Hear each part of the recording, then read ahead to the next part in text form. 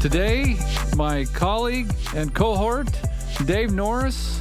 Glad to be here as always, my friend. And we have with us Todd Witcher, or as we know him, T.R. Witcher. TR, yes. And T.R., we are just happy to have you with us. Well, I'm very happy to be here. Well, let's start out. We always try to start out with a question that's from left field, okay? Okay, I'm ready. Okay. What do you got? Why is a guy who is a journalist, who teaches writing and everything else, what has he got to do with architecture? I'm trying to figure that out. Is it that you're trying to structure your life or your stories in such a way that people will buy them, or what's going on with this architecture thing? Here's the thing. I grew up outside of Chicago, and when I was a kid, my dad worked for Sears. So I worked in the Sears Tower, then the tallest building in the world. And we used to take the train into the city. And there was something about this isn't anything I was consciously thinking of it when I was a kid, but looking back, you take the train into the city and you can just see the whole development of American cities, suburbs, older suburbs, city neighborhoods, and then you come into this big swaggering skyline, Chicago, and you come into the train station. And I think maybe that's where it got started. And I was always interested in place and buildings and, the built environment. And when I got out of college, I took my first real journalism job in Denver. And we were in a neighborhood called Lower Downtown, which is an old warehouse district that's been renovated. There's a train station there that's been renovated in recent years. And I just found myself wandering around the city, camera in hand, looking at travel books, looking at architecture books. There's a great writer named Jan Morris who writes about place in a really evocative way. And I think all of those things just gradually kind of got me interested in writing about, thinking about architecture, design, cities, etc. That's really interesting. Now, you went to Missouri for your undergrad, right? I did. And you got an undergrad in journalism. I did, and a undergraduate degree in English too. But I got a degree from the J School. 2 degrees. Yeah. And then you went to Chicago. No, I grew up in Chicago. I grew up outside of Chicago. You got to be careful with Chicago folks. You can't, You grew up there, yeah. I went to, out of school, I went to Houston for a summer in the alt press as an intern, and then I went to Denver for 6 years, and then I went to Kansas City.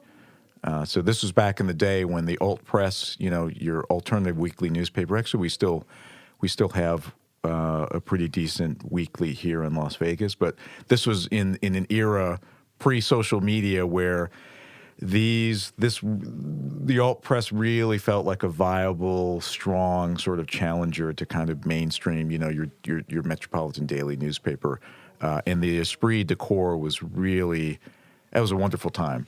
There was a small staff, but there was a staff. Mm-hmm. There was a staff of 6 or 7 or 8 writers, and you just got turned loose on all sorts of stories every week, and you knew that before everyone was on their phones, like people were looking for a copy of your publication, every Thursday, free, as weeklies are. And so all driven by classified ads. This was before Craigslist. Right. And just, display advertising. I mean, this was a great little window that I think we all thought, no, this will last forever. Little did we know that wasn't the case. So what years were this? This is, it's kind of interesting. You're talking about the heyday of the alt press. Yeah, I was there in this was 95 to the early 2000s. So I mean, I was in college. I started college before email kind of kicked in. And so when I, got on my first job, we had computers. The internet was very rudimentary. There was a thing called email, but nothing like what we've got. No broadband, no wireless. Right. So still looking for sources in a phone book. I mean, it was kind of like the end of that kind of or that era of relatively low tech. Was there something that drew you to the alt press? And I ask that because there is a big difference between, I mean, we're speaking to people ideally who understand journalism, but there's a huge difference between working at a daily and working at a weekly, and especially an alternative weekly. What drew you to that? Oh, that's easy. Like the alt press, that was where the people who wanted to be writers went. You know, that was the. I say this with a bit of tongue in cheek, but not much. That was where folks who had ambitions to write something big and grand and, you know, with voice and style and all of that stuff. You went there, and the metropolitan dailies, like if you wanted to be like a hardcore, like kneecapping, reporter, and you just thrived in that sort of deadline scoop kind of environment, you went to, I mean, as a print journalist, you went to the dailies. Right. If you wanted to if you saw yourself as a little bit more like, no, I do long form, really in-depth kind of, whether that's somewhat investigative or feature-oriented, you sort of drifted towards the alt press.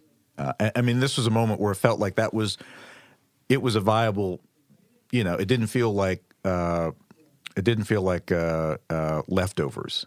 You know, the alt press felt like a legitimate kind of calling that you could get into. And certainly, I mean, you could still make the leap if you wanted to at some point later in your career. You could get your feet wet in the alt press, and if you wanted to move on to, you know, quote unquote more mainstream journalism, you easily could. So that was the thrill. Like, you know, it was a little bit.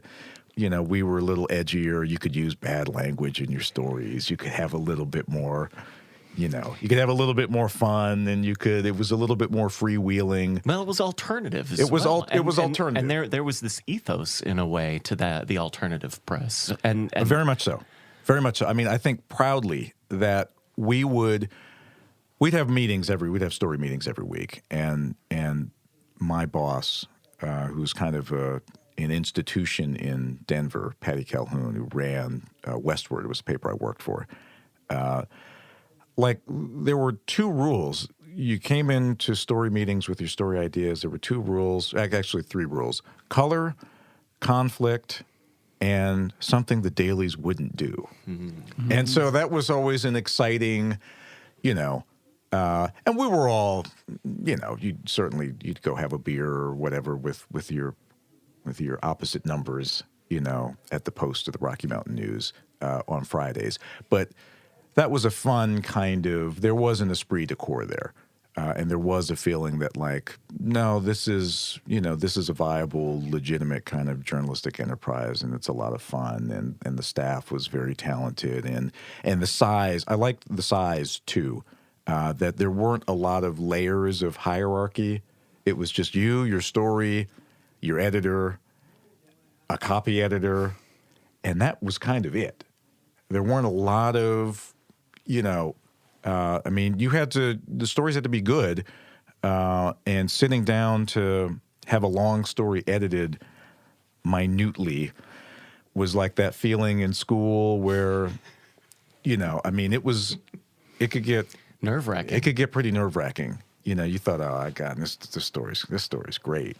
And, you know, your editor would sit down, get the pen out, start going through it, and yeah, maybe it's not as great as I thought. And, oh my gosh, I'm just barely hanging on. And can we take a break and I get a breath of fresh air? It's getting kind of stuffy in here. But that was just great training. Actually, that's been the best training really for the work I do here, or for a lot of the work I do here, and just evaluating writing.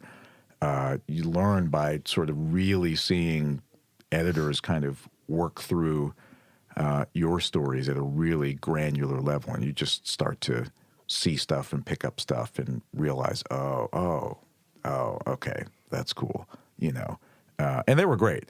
You know, the best editors were always, they saw things in your work that you didn't, they made connections in your work, or helped you make connections that your draft was almost there, but wasn't quite there. Mm-hmm. You know, it was almost like your draft was kind of like two hands that were just about to shake with each other, and they would make just the tiniest move, take a word out, add a word in, so subtle sometimes that you thought, oh, I wrote that, but really it was them just kind of like subtly kind of, seeing what your story really wanted to be or needed to be, and just making subtle little changes to kind of bring it across the finish line while still making you feel like, oh, it's still my story. So that was just an invaluable lesson to kind of see editors do that. And as an editor later on and teacher, you still kind of think about that, how to help folks sort of, here's what the story really wants to be, and you can suggest changes without being heavy-handed about it or without being, I have to put my, imprint on this story. Really, it's just like the less you're doing, in a way. That really distinguishes between the editors I hated and the editors I loved. Yeah. Because the editors who could still make the story so much better while still maintaining your voice and everything else that was important in the story. Yeah, those editors were great. I mean, those editors were the ones you'd really, you'd what's the expression? You'd ride or die with, so to speak. Right. Well, and you always wanted to write better for them. Yeah. And the ones who just kind of made changes because you felt like they had to make changes. I'm here. Somebody's paying me. I gotta do something. Justify my existence, right? Yeah. And I appreciate that. I mean, you know, as later becoming an editor, you appreciate that dilemma, if that's the word, or as a teacher, you feel like you don't want to give the paper back to the student that's basically on point. Sometimes because you feel like, well, they're paying me to do something. To do something. I can't just say, oh, this looks really good, A+, great job. You feel like, I got to find, and so the challenge is to sort of resist that temptation, to make changes when they need to be made or make suggestions when they need to be, when appropriate. But when things are kind of looking good, just let it roll. I remember not wanting to be an editor. I wanted to just always be a writer. Really? I just valued that moment. But, now later in my career, editing's been kind of what I've had to do. Right.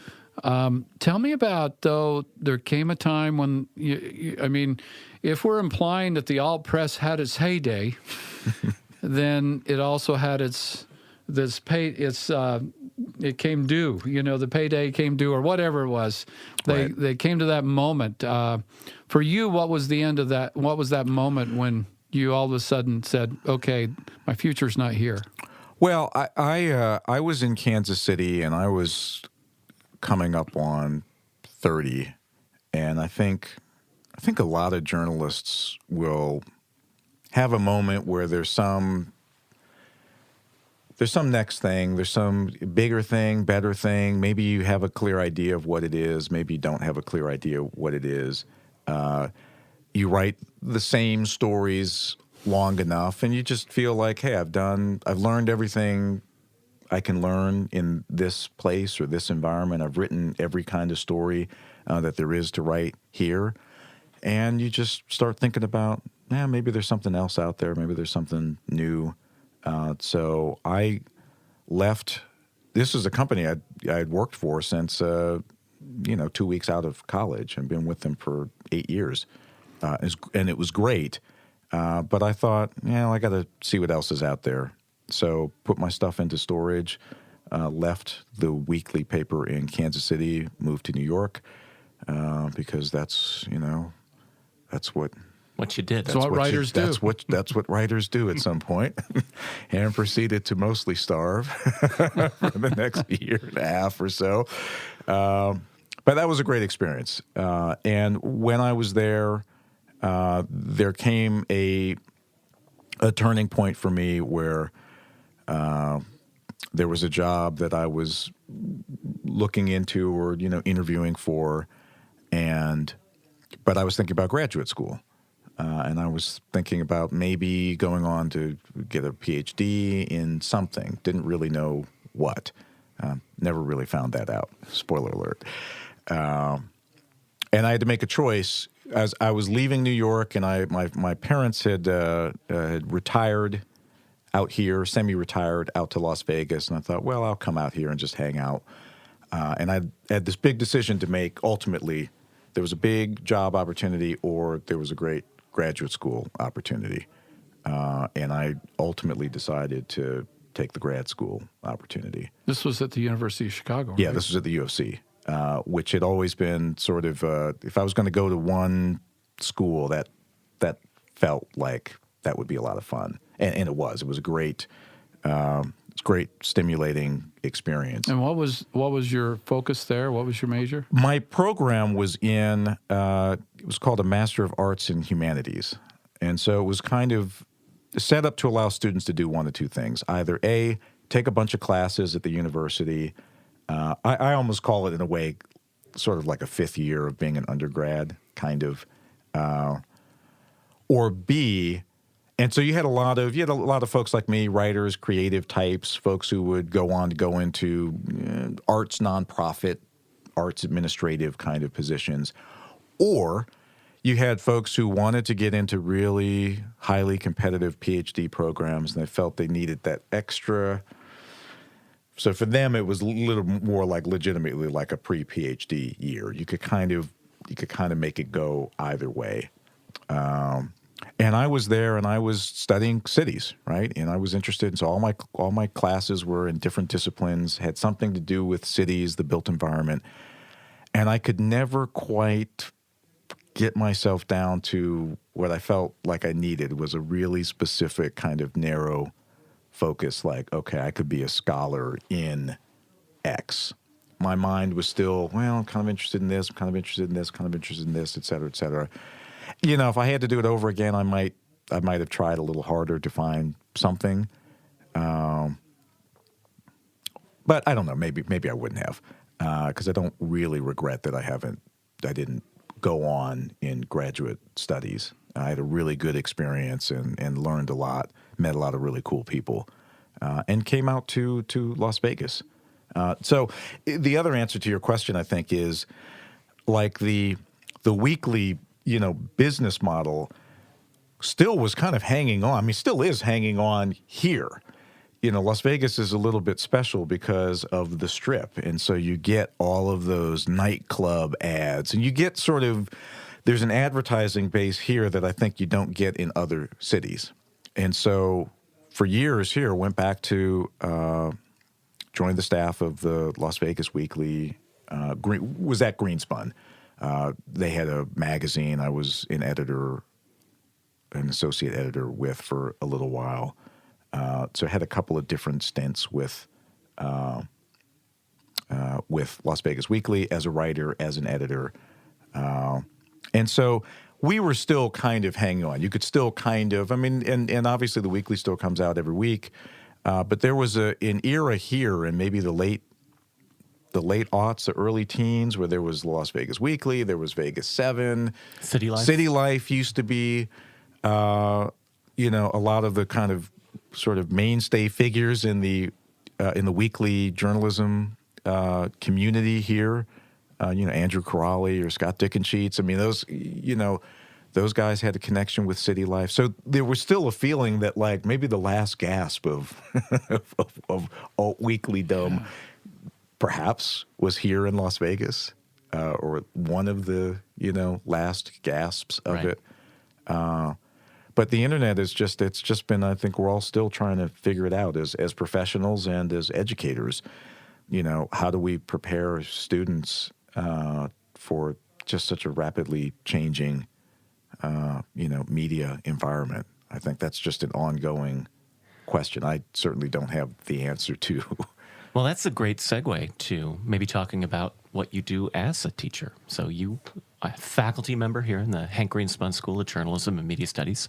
Tell us about some of the classes that you teach. Tell us what brought you to teaching, and maybe just give us a little bit about your philosophy that you take to teaching as well, TR. Yeah. Well, and boy. Be sure to back up and also talk about, because I know you taught in the architecture school and you taught at CSN as well. I did. So I'll start there briefly. I got out of graduate school. I came out to Las Vegas, and was out of work for a minute, but fell into teaching English composition at the College of Southern Nevada, which was a lot of fun. I mean, I love writing, and I love teaching writing, and so that was 15 years ago or thereabouts. I still love teaching writing and storytelling. So CSN kind of got me in the door of just being some kind of teacher, being in front of students, putting together a syllabus, et cetera, doing a lecture, grading papers, the whole shebang. And I enjoyed the teaching. I enjoyed being up in front of. I didn't have any anxiety, any of that. I was comfortable with that from day one. I was still continuing to work as a journalist in town, and I befriended a guy named Robert Dorgan who ran our university's UNLV's Downtown Design Center, which was a facility that the School of Architecture operated out of the Fifth Street School downtown. Shout out to the Fifth Street School. It's also where I got married in 2017. Oh, there you go. Beautiful. It's a beautiful old Mission Revival grammar school built in 1936. I went to interview him for a story, and he said, this was 10, 12 years ago, and he said, hey, by the way, this was in August.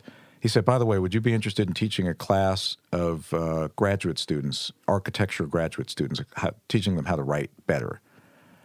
And he said, don't worry about the students. I'll get 6 or 7 students in there, and here's what I can pay you. And the pay was nice. But class starts in like 2 weeks. Of course, that's how it works. What do you say? Yeah. And I said, that sounds like a blast. And that was that began my my relationship with UNLV. So Robert brought me in, taught that class. We had a great time just sitting around talking about urbanism, cities, architecture, with architects in training, really helping them sort of think about how they could communicate better.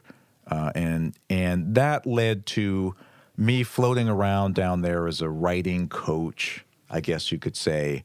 Gensler, big architecture studio, a big architecture firm globally, and they have a presence here in Las Vegas. They taught a studio one semester, and I floated around as a kind of, writing coach, writing teacher. I'd say, okay, here, read a couple of these academic, texts, and I'll come in and we'll talk about them, and I'll give you some assignments to write about. And the way I saw myself there is I would tell them, look, I'm not a trained architect. I'm not I'm not an academic. I'm just a guy who you can't BS with whatever it is you're writing. And so think of me as the person that you have to, the layperson, the intelligent layperson that you're going to deal with in your career as an architect, who, if you can tell the story of your project, your design, and make it understandable to people like me, and get us engaged. Forget all of the, I'm not interested in the mumbo jumbo, or you can sound smarter than you are if you use fancy words. Let's kind of leave all that aside. Just, be smart, but give it to me straight. And if you can do that, then this was sort of my sort of pitch to them, was that gives you a leg up. Because every designer who you're going to compete with in the future for jobs, everyone can draw, everyone can design, everyone has really cool ideas. What sets you apart potentially is that you can tell a better story about your design than someone else. So that's great. So that led to teaching, some introductory classes down at the architecture school, and then finally coming over to the journalism school. And so all of that kind of comes together here at JMS. So I teach our storytelling and design course, where we're really trying to get students thinking about the intersection of stories and design. So visual storytelling, photography, information graphics, graphic design, typography, really thinking visually. And so some of the most interesting challenges in the class are really getting kids to sort of to think about, do you understand your story well enough so that you could sort of tell part of it without words? Can you find the right photo? Can you find the right graphic or the right table or chart? Or, you know what, why don't we think about putting a map here or a timeline or some visual thing that maybe if a reader had to read all of that information in a big, long chunk of text, their eyes would glaze over and they would skim, as many of us do. They would skim past it. And maybe that's really important information. Can we give that information in a different way that makes readers say, oh, not only is this like not boring, this is actually fun. Comic books, we look at comic books and see if there's some lessons that we can sort of gain from, you know, the spatial relationship of elements on a comic book page. So I teach that class, and that lets me leverage some of the, you know, design stuff, architecture, school stuff. One thing that architecture students do so well that I would like us to do at JMS is they do their designs, right? And then at the end of the semester, they have to post all of their drawings and the boards and all of their sort of material up on a wall. And people come by, professionals come by, I come by, other faculty come by and sort of critique the heck out of it. And it's the same, it's their equivalent of sitting in with the editor as they get the pen out. It can be merciless because they have so many things on their plate. Can your building stand?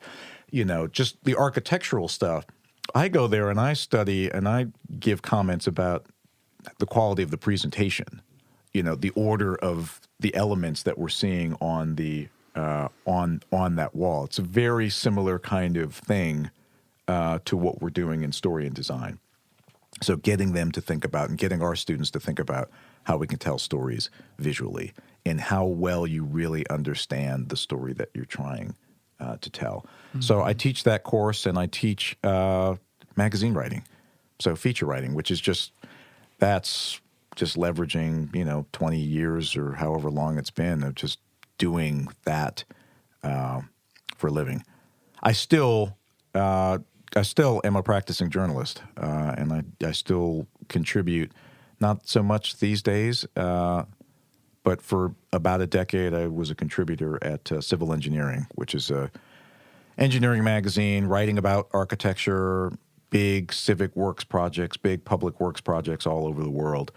So if someone builds an airport or a museum or a library, university building, hospital, you know, a subway system, the big sort of infrastructural projects that kind of like make cities run. I wrote about those projects all over the world for about 10 years.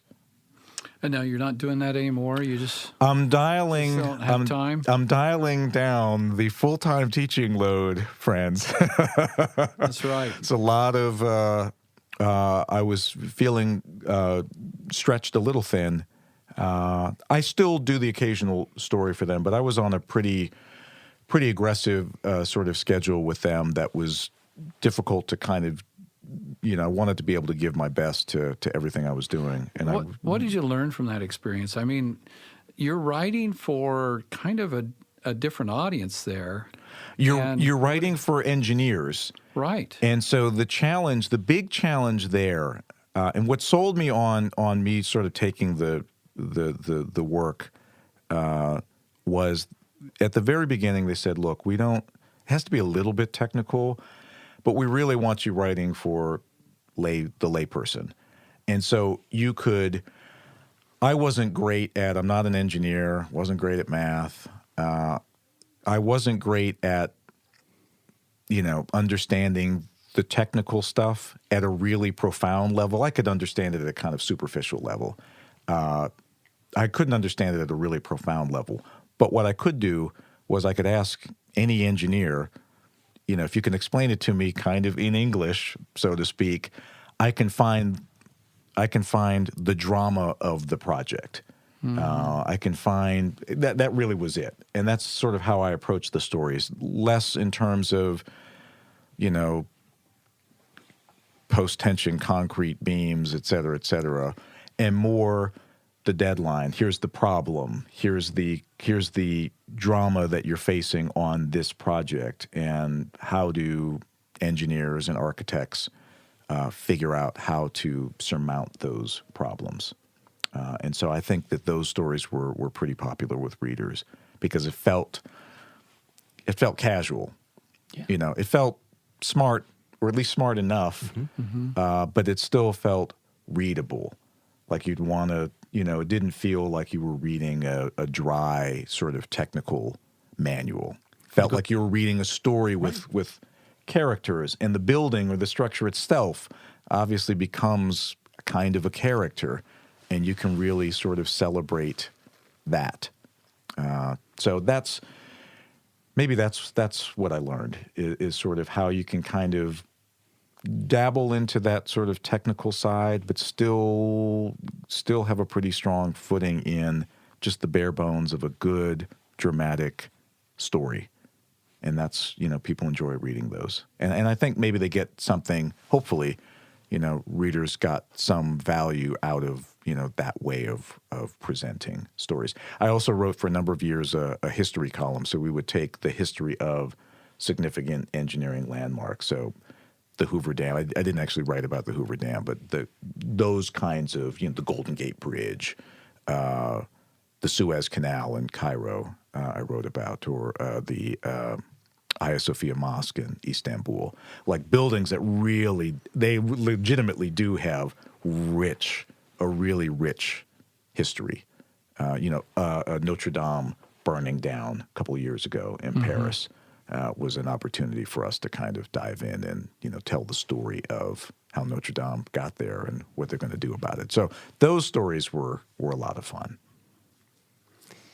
One of the things this podcast and our sister podcast with the communication department has been known for is asking a personal question or two. And I feel like we have to ask this because you opened the door. So you got married at the Fifth Street School. I did. You got to give us the background. I mean, you could have gotten married. You understand architecture so well that you could have picked the best venue, but you chose the historic Fifth Street School for a reason. You got to let us know. Thank you for letting me answer this question. My wife will be delighted. We got engaged in 2016, and our first thought of venue in Las Vegas. We knew we were going to get married in Las Vegas. We're here. Our families are here. We thought we would go to the Springs Preserve. So for those of you who might not be familiar, the Springs Preserve is this beautiful kind of campus of museums and educational spaces and gardens that the Southern Nevada Water Authority runs just west of downtown. So built with a lot of sustainable principles. It's a beautiful kind of architectural campus. And it's one place in Las Vegas where you're there, you really don't feel like you're in Las Vegas. You feel like you're in some other kind of place. And we thought, oh man, this will just be amazing. I won't bore you with the details of like trying to budget a wedding. The Springs Preserve there were complications there, I'll just say. And we looked around the entire city. We went everywhere from, golf courses to banquet halls, and no place we found felt like it had the kind of character that we were looking for until we got up. I mean, I knew the school because I'd been teaching up there in the past, and they have a beautiful courtyard, and it just oozes character. In a city that can sometimes be challenged for authenticity or buildings or places that feel like they have a rich history. And we fell in love with the spot. It was quite an ordeal. You got to get on a waiting list. I mean, it took about a year to get the venue. And they called up one day, and this was really my wife, Nicole. She really was aces on this. They called up one day, and she had been very proactive about staying after the city. So the city owns the Fifth Street School, right? And they rent the space out. And they called up, and they said, well, we got two dates. We got June 24th or June 10th. And we thought, oh, my gosh, June. People are going to, like, bake. People are going to die at this wedding. It's outdoors in Las Vegas. And smartly, she said, give us June 10th. we'll roll the dice. And as you all know, like the heat in Vegas doesn't really kick in. I don't think it really kicks in until about the second week of June. Like you can catch Memorial Day, you'll get a couple of hints that it's coming, but Memorial Day to like first week or so of June, you might get away with it. And we got away with it. It was it was a little bit overcast, but it wasn't hot. We had fans, we had water, we were on standby, but we didn't end up needing any of it. It was a beautiful ceremony, beautiful venue, and a beautiful building. And so, really, I guess maybe to close, one of the things that continues to fascinate me about Las Vegas and about writing about cities and thinking about cities in this city is we have places that other cities are desperately trying to create, places of spectacle, right? Like we literally have the lion's share. We have the market cornered on spectacle. Now it's a question for us, can we make more places like the Fifth Street School? Like if we can imagine like 20 more places. I mean, they don't have to be Mission Revival, 1936 era, schoolhouses, but places where you're there and you feel something.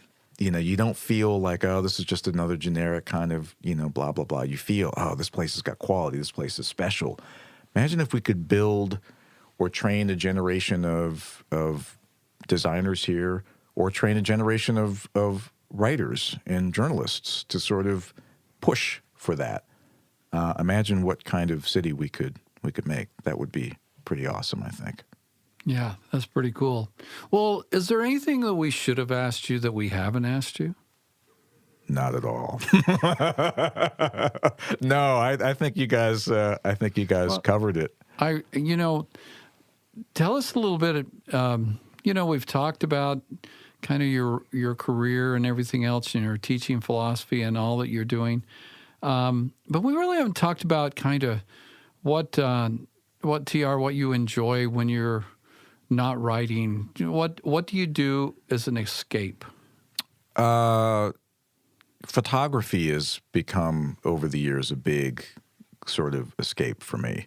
I'm not a professional photographer. I mean, and there are implications for photography in the work that I do, and so maybe I'm never that far away from work kind of stuff. But when I'm out and about, I mean, you drop me in a city I've never been in with a camera in my hand and no agenda for the day, and that's about, it's heaven. That's about as good as it gets.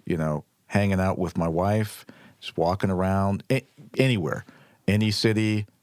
In the U.S., abroad, and just sort of taking pictures. For me, it's not even really about the quality of the picture. The picture is almost kind of an afterthought. It's just the process. It's sort of being in the flow of the day.